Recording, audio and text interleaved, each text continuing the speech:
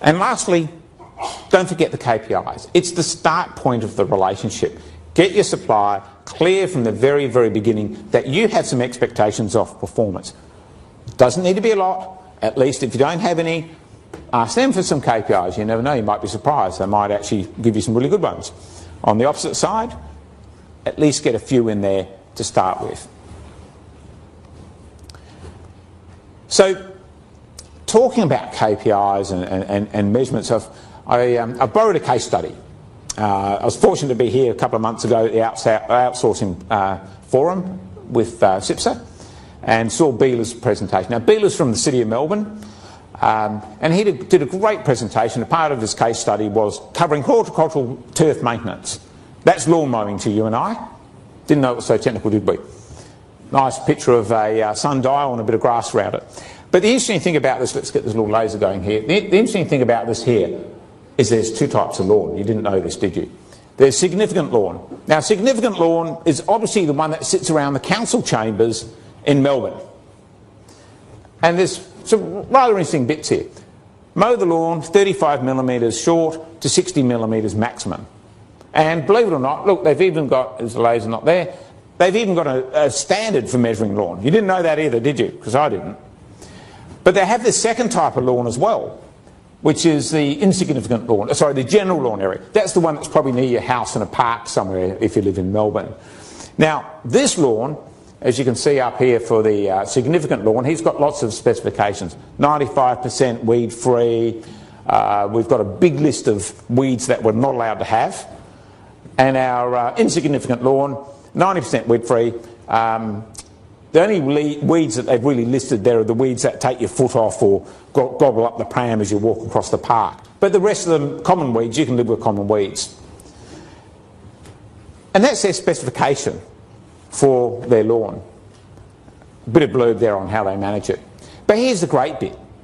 They've got, I think it's 12 different outcomes that they're looking for. And they've clearly identified each of these. And we're talking about grass here, okay? This is not rocket science. 12 outcomes that they're looking for. Length of the grass, percentage of weeds, dry spots. And okay, to be fair here, this is more than just mowing lawn. These guys also water it, weed it, and control that environment. But they've got these 12 outcomes that they're looking for. And then, each month they've got a review meeting. They've been out, the council has gone out, they've done all these measurements and they've tabled it very nicely for them. An absolute spot on table. The contractor has no doubt about the performance of their work during that month. And the great thing here is the contractor can measure it themselves. And if we just have a look here, whoa, let's go back. If we just have a quick look here, we can see he's had a pretty good performance down here somewhere, 95 or 98%, whatever it is. 98.3% performance. Because they've done so well in the mowing of their lawn for this month, they're going to get paid 115%. Whoa, bonus time. Absolutely fantastic. If they did a really poor job down here, they're going to get shot down the flames, aren't they? 64.9%. Explain that one to the boss. I forgot to put the recheck on, boss. We're not getting paid this month. Absolute disaster. But the great thing is this. Everybody can measure it. And as Russell was talking about, you know, suddenly you've got this ability to be able to go, here's my measurement, here's your measurement, do they match? Well, there's a standard for measurement. They're going to be pretty close. And they track it. We're looking now at the contractor's performance over time against the baseline. In the yellow, he's doing great. Going further down, he's not doing too good. The higher up, the more money he's making. Carrot and stick to an extent. But the great thing, it is tracked. And this comes right back to the supplier performance in your relationship. They know where they stand every month. They're rolling up to a meeting that has purpose. Which brings us to the review meeting. To go into a review meeting, you want to have facts that you're dealing with. And Beela's presentation at the City of Melbourne demonstrates facts absolutely wonderfully. Both can measure it. It's really important, and we have this a lot in our industry, where our customers say, you do all the measurement and you bring it to me. And I often think, well, that's nice. I know you're paying us. Thank you very much. And yes, we should be doing the work. But this is now a one-sided relationship. I'm doing all the work. I'm having to put the numbers up for you to tell me that I didn't do a good job or do a good job. So what are my numbers going to look like? Did you answer the phone within 3 seconds each time? Yes, 100%. Did you attend to all customer complaints within 24 hours? Yes, 100%. My numbers are perfect. So a bit of work on your side helps to build this relationship two ways. And then comes the carrot. Carrot and stick, does it work? Yes, it does sometimes.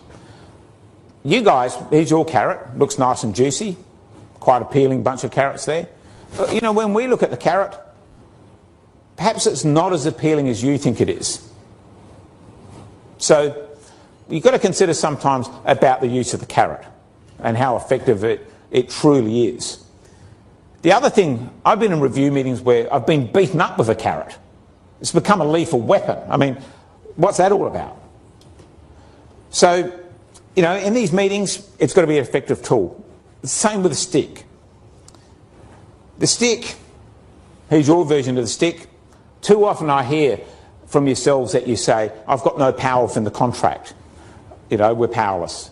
Toothless tiger. And you believe that your stick's a feather. But, you know, the interesting thing is, when we have a look at it, we see something just that little bit more sinister. So it's a different point of view. And this is why, again, we are different. And we look at things differently. So sometimes you need to put yourselves in our position and see how it looks. Importantly, in these review meetings is, you know, development of goals. You absolutely need to have purpose moving forward. Certainly, at the beginning of the contract, just get going some base KPIs. It gets everybody a little bit of match fitness going in that area. And then, as it matures, start to develop some depth within those goals. And you've heard a fair bit about the automotive industry today. And the reason for that is the automotive industry has very deep supplier relationships.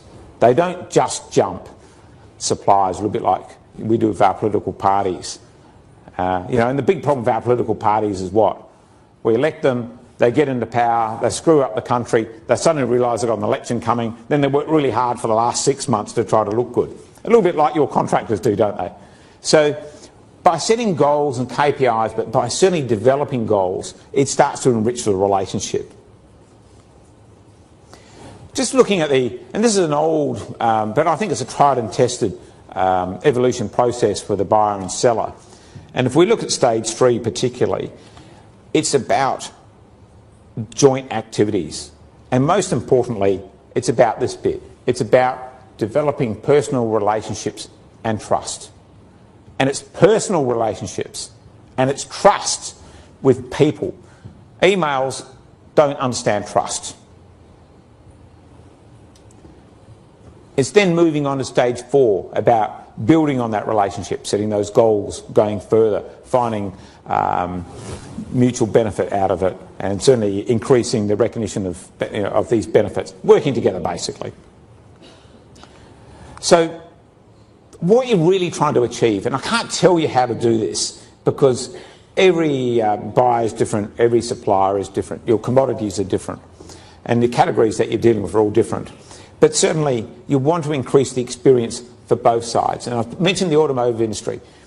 Can you reduce your cost working with your supplier? Not just getting them to screw down the price, but actually, is there something you can offer to them to help them get the product to you cheaper? And Russell talked about that a bit. Develop perceived commitment. And the word's perceived. If the supplier feels there's commitment on your side, certainly KPIs, good solid review meetings, good feedback, that all helps to develop commitment. If you can do that, that'll actually build this commitment level on both sides, because ideally what you want is both sides working well. So look, in summary, it's not rocket science. Use a pre-qualification process if you possibly can, and we certainly understand the public sector has some limitations there. But the pre-qualification process will help you to keep away from online gamer.